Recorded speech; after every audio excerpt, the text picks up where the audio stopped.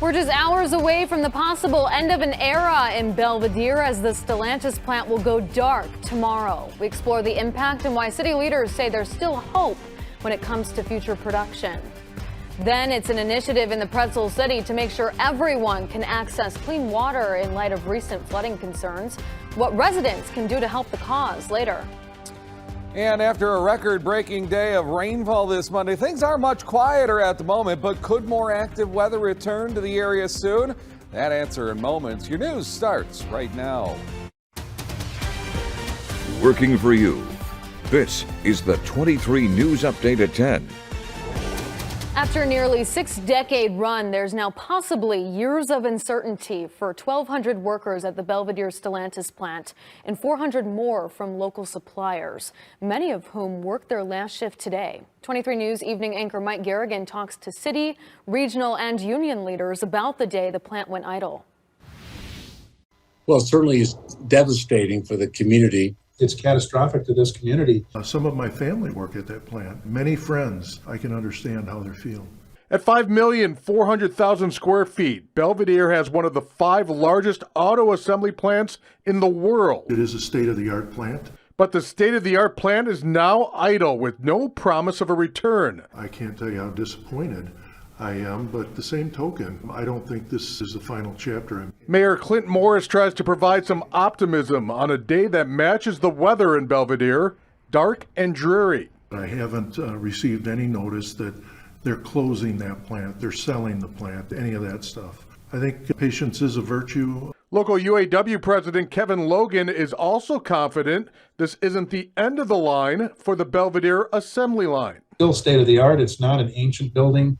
They've made modifications to it. It has a stamping plant, attached to the side of the building. Not many in the country say that, where you can build a vehicle from beginning to end at the same location. But to Logan, the biggest challenge is the uncertainty. We don't know what Stellantis's plan is for this facility. It would be a lot easier to make a decision if they knew what the fate was. Until then, local leaders will work with state and federal lawmakers to add to a 58-year legacy of making cars in the city of Murrells.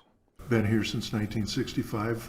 We know how to manufacture automobiles. The workers here at this Stellantis plant have always had highest productivity. We're going to continue to keep working and make that case. Workforce makes a difference, and we have that here. In Belvidere, Mike Garrigan, 23 News. We've been told leaders from the International UAW organization will be on hand for Wednesday's exit meeting. We did seek an interview from Stellantis officials, but they declined to comment at this time. We have some sad news to share tonight. Rockford's 11th Ward alderperson Tuffy Quinones dies from complications of a stroke. He was 76. Quinones served as an alderperson since 2017 and also sat on the Code and Regulation Committee. Mayor Tom McNamara writes in a tweet that he was a proud veteran, successful businessman, and dedicated community servant. He was also a strong advocate for small businesses and the revitalization of the Broadway Business District. McChesney Park leaders worry public safety hangs in the balance after a shooting at a bar over the weekend critically injures one person and left several others seriously hurt. The Winnebago County Sheriff's Office says 4 people were hit by gunfire early Sunday morning at Onyx Bar and Grill, which is right off West Lane Road. Deputies say one of those people is in the hospital fighting for their life. James Kidd is on the village board. He says the area typically sees low crime, so news of this shooting really shocks residents and puts them on edge. You can't control what other people do. The only thing you can do is be honest, you can be kind, you can be caring, and you can be respectful, and you can take the responsibility for your actions and not the actions of others. Health experts say a teenage boy is recovering after he took a bullet to the hand Sunday morning. When police got to the 600 block of Bruce Street, they say the 16-year-old, along with others inside the home, refused to cooperate with the investigation. Police say he's still in the hospital getting treatment for his injuries. The Rockford Police Department takes a 41-year-old man into custody after they found him with various drugs and weapons. The story started Saturday morning when police followed up on a tip about a car lingering in the 300 block of Penfield Place. They identified William Brown and discovered he had a warrant for his arrest. He faces several drug and weapons charges. A standoff ends with 2 people dead in Dupo, a village about 4.5 hours south of Rockford. Police say 46-year-old Daryl Mance shot another man, and when an officer got out of his car to intervene, Mance shot him too before stealing his car. Police eventually stormed the home Mance was in and found him dead, reportedly turning the gun on himself. Law enforcement says the injured officer will be okay, but it will be a long road to recovery. News of this officer-involved shooting comes as Illinois lawmakers introduce a new bill Monday that tries to continue compensation for families of fallen first responders and members of the armed forces. Lawmakers say the funding for these benefits usually runs out before the end of the fiscal year, so this measure tries to get rid of the need to vote on it so families don't experience delays in compensation. No family in Illinois should have to wait longer than it takes them to apply for those benefits to get them. Families of those who have made the ultimate sacrifice should never, ever have to worry about how they're going to put food on the table as they grieve the fact that they lost their loved one. Well, it's been a rather eventful last week of February, to say the very least. A big ice storm yesterday, big rains today, even some thunder, but also some milder temperatures. That at least before a cold front passed through, sending temperatures careening downward. Live pictures right now, Martin Exterior's roof cam, no problems whatsoever. Current numbers look a little something like this. Holding steady now over the last several hours, 38 degrees, but it feels like 29 with still a well-established west-northwesterly breeze. You'll notice we're precipitation free, but you'll also notice a scattering of green all throughout Illinois, Wisconsin, and Iowa. Those are flood watches, warnings, and advisories that have been posted along many of those local waterways, some of ours being closely monitored as well. So the thing is, more than anything, we need some dry times to allow those rivers to start falling. Question is, will we get them? I'll answer that in our full forecast coming up in just a few minutes. With the Pecatonica River expected to reach 13 feet tomorrow morning, Freeport city leaders stress the importance of preserving quality water across the county. 23 News reporter Anthony Ferretti walks us through the steps residents can take to stay ahead of the game. In light of last week's ice storm and the snowstorm a week before that, Freeport city leaders tell me they're keeping a very close eye on potential flooding concerns. We started noticing that the Pecatonica River was at 9 feet. As the Pecatonica River levels climb, so does concern from Freeport city leaders who worry recent snow and rainfall could flood homes and businesses and hinder travel. We see a lot of road closures as well in the northeast side of town. We have to put barricades out because you can't, as a driver, determine what the structure of the roadway is underneath. Freeport knows the aftermath of floods all too well. Tom Clem recalls the city's most recent experience in August when most of the east side was submerged in water. The runoff gathered in the Pecatonica River, creating worry over water quality. Years ago, we had many manufacturers that, however, it wasn't illegal. At the time, there was a lot of dumping done in different rivers, and we're all paying for some of that stuff today. Clem says the hearing at City Hall Monday teaches him and others how to manage a clean and natural water supply. It's not going to prevent everything, but it's going to go a long way in raising awareness. Rob Boyer is the Public Works Director. He says small steps like throwing away litter before it falls into a storm drain and keeping runoff areas clear of leaves is essential for cleaner water. And if everybody has an idea of what to do, you're going to, in the aggregate, you're going to improve the condition of the river. The city will also find ways to prevent further runoff into the Pecatonica River from things like construction, street sweeping, and salt cover. The city urges people not to walk or drive through floodwater because it often comes with a strong and dangerous current. Electrical panels can also become a deadly hazard, so be sure to watch for that. The video you're seeing right now captures the eerie moments of a tornado touching down in Champaign County this morning, about 3 hours south of Rockford.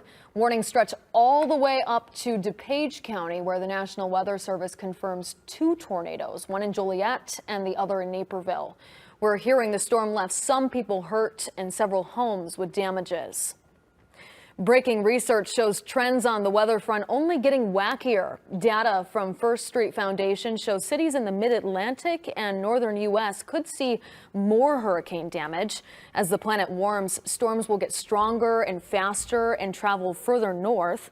Florida and the Gulf Coast will get the worst of it, but New York City, on the other hand, could see the biggest rise in property damage.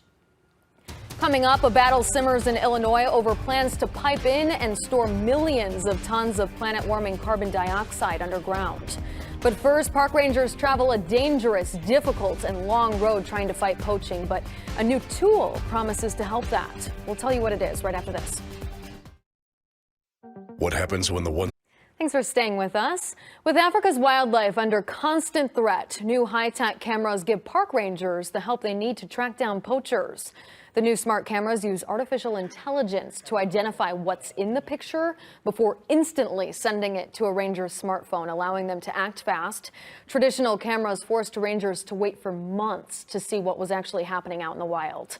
The new cameras run on solar power and even feature alarms to deter animals from breaking it. When our cameras detect an elephant, the alarm goes off, and then we hope that elephants will automatically be chased away from the village. The fight over what to do with carbon dioxide and how to store it ramps up in Illinois. A report from the University of Illinois' Prairie Research Institute shows the state is in a pretty good position to lead carbon capture. But several companies propose building major carbon dioxide pipelines underground. Now, this concerns landowners who worry pipelines could rupture, releasing a potentially suffocating gas not too far from their bedroom windows.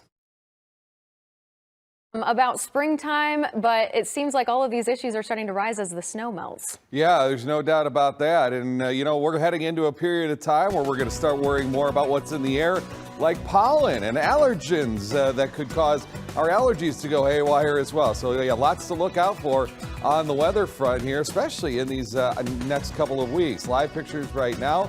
Randy Palmerian Sun River Cam, where skies remain mostly cloudy, and that's a good piece of news because that has slowed the rate at which temperatures have declined. In fact, we've held rather steady for the past several hours and will only fall another handful of degrees from this point forward. Looks like another mild day to conclude the month of February, but what about March's opening days? Forecast next. Why am I holding? Welcome back, everybody. This has been kind of a mercurial day featuring a little bit of everything. Heavy rain, thunderstorms early on. In the day's midway points, we saw nice warm temperatures that actually touched the 50s over about half of the viewing area. Not all of us, where the front came through a little sooner. We only got into the 30s and 40s. But as it stood, the 51-degree high temperature officially at RFD makes it 5 days this month with the high of 50 or above. Normally, an entire February sees just 2 such days. We also saw record rainfall today, 1.54 inches officially, easily beating the record set back 75 years ago today on this date in 1948. And this is indeed a culmination of a February for the ages so far. If the month ended today, and obviously we know we still got another 26 hours or thereabouts. This would be the second wettest of all time. Notice that the top 3 have all occurred in the past 5 years.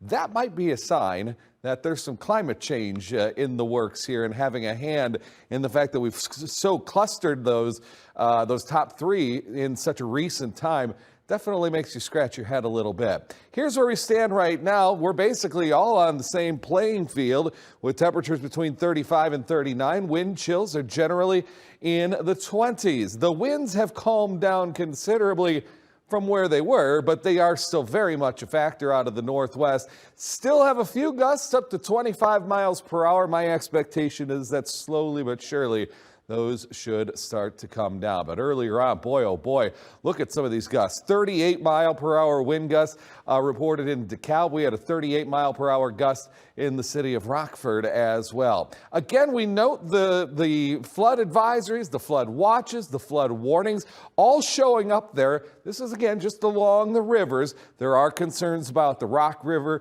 the Pecatonica River, and to some extent the Sugar River as well. And we're going to start bringing you daily river level updates beginning tomorrow as those waters do continue to rise closer and closer to flood stage. But in the short term, we've got a dry night ahead of us, which is very good news as we head down to right around the freezing mark. It will be rather blustery. Now, as we go into the day tomorrow, I think we quickly emerge into some mixed sunshine here for at least a time, maybe a couple of hours. Then we cloud back over. Next weather system starts to take aim on us from the north or from the south and west here, bringing us some showers in the hours leading up to or right around the midnight hour. And we're going to be sitting really close to that freezing mark once again, so I wouldn't rule out a mixture with some snow. The good news is this is a very quick hitting system, so I'm not worried about any sort of accumulations. Then as we fast forward into Wednesday, kind of the same deal, clouds early, then a break for some sunshine, and then as we go into the afternoon, we cloud over once again. So it's kind of this cat and mouse back and forth type game that's expected to continue at least through Wednesday and maybe even beyond that. We're on our way up to 48 degrees as we close out February tomorrow. 51, a very lamb-like start to the month of March. 41 then on Thursday, 38 on Friday, snow Thursday night into Friday. Might be enough to stick, probably not enough to shovel. Even if it does stick, it's gone quickly as temperatures return to the 40s here for the weekend. Boy, these weekends have been so nice. I know, and it really makes that like spring, the incoming of spring, so much more like come on. Yeah, and as the days it's teasing us. As the days get longer, it starts feeling a little more like spring. And don't forget, we're springing ahead with our clocks, not this weekend, but next weekend as well. So we're not too far away from a 7 o'clock sunset. Woohoo, I'm okay with that. I'm more than okay with that. All right, thanks, Mark. Coming up in sports, the Blackhawks keep wheeling and dealing before this week's trade deadline. We'll tell you how it impacts the Ice Hogs. Plus, a trip to the state was on the line in Elgin Monday night as the Byron Tigers look to earn a trip to state for the first time since 2017. That's next. You know what the #1 best... And now, your 23 sports ticket. Byron basketball has been nothing short of dominant so far this postseason. In their 4 playoff games so far this year, the Tigers have won by an average of 25 points per game. But one game still remained if the Tigers wanted to make their way to state later this week. Let's head to Super Sectionals now. Byron taking on DePaul Prep, the same team that Winnebago saw last year in the Supers, on their way to a runner-up finish. We'll start in the first quarter, and boy, were the Tigers out to a quick start as Ava Kolchin gets it past the double team and Malia Morton. M&M gets the sweet finish. DePaul calls timeout as that puts Byron up 12-4. Tigers continuing to get their bread and butter as they get out in transition, and Kolchin again splits the double, this time to find the freshman Macy Grow-Herring. That puts Byron up 23-16 right before the half. Then a few plays later, Grow-Herring hits the team's only 3 of the night. Tigers went into the half with a 26-21 lead. In the second now, 2 players hopped in the driver's seat to take this thing home. One of them being Grow-Herring, who goes no look off the glass for the finish. The freshman, 21 points on the night. And then the other top performer, Ava Kolchin, working the paint like Picasso. She had 18 points in this one. The Tigers go wire to wire. Coach, how important was that early lead? We were poised from the start, and we talked about, one team's probably going to be nervous, and we wanted to be the poised team, and we jumped out early, and I really thought that was the difference of the game because they were playing from behind. It's really a mental game. I mean, everyone's going to go through highs and lows in the game, and you just got to wave the storm and just stay cool, and if you keep doing that, we're able to finish it off in the end. We stayed calm like he talked to us about. We didn't want to get amped up during the fourth quarter and sink, so as long as we stayed calm, which we did, we were able to get the win. Byron will face Chicago Noble Butler on Thursday at 2:30 at Redbird Arena for the state semifinal game. Now switching gears from the present to the future, the Ice Hogs traded future considerations in exchange for Manitoba forward Colin Billick, but the Hogs roster continues to see more changes as the Blackhawks continue to make moves as well. With the Blackhawks officially out of this year's playoff picture, the team keeps on building toward the future. On the outgoing side of things, Chicago has dealt away 29-year-old defenseman Jake McCabe and 27-year-old Sam Lafferty, along with 5th-round picks in 2024 and 2025.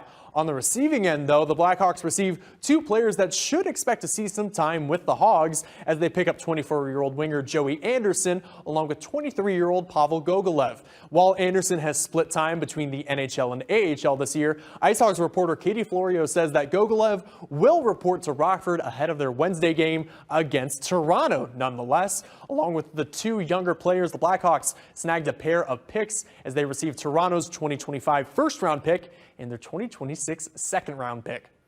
Final news and notes, Galena also punches their way to state girls basketball later this week. Should be a fun one in Normal later on this week. All right, we're looking forward to it. Absolutely. Thanks, Michael. It's a new world record set by an airplane made by Boeing engineers using only a piece of paper. The feat they achieved coming up. Do you know the secret to losing up to one? A new aircraft designed by Boeing engineers is one for the record books, but it's the kind of aircraft that you're probably thinking of. It is what you were thinking of. Yeah, it's in fact a paper airplane. How did you know I'd be thinking that? I think it was not the kind that we were thinking. I think we had omitted a word there. But anyways, a team of engineers from Boeing set the Guinness Book of World Records record for the farthest flight by a paper airplane. It took 20 minutes to fold the airplane. It was designed for maximum weight for greater momentum. I was under the impression there'd be no physics. The paper airplane smashed the previous record, flying 290 feet, which is nearly the length of a football field. That's interesting. It's a little hard for me to believe, but whatever. They documented it, so if that's what the stats say, that's what they say. Yeah, I'm just having nightmares back to my physics classes and all the calculations that probably came with trying to figure out just how to construct. Okay, I'm moving on. We're in the 40s and 50s just about the entire next week, with the exception of Friday when we're in the 30s. And overall, 40s look to be the rule here for the majority of the next 10 days. All right, thanks, Mark, and thanks for joining us tonight.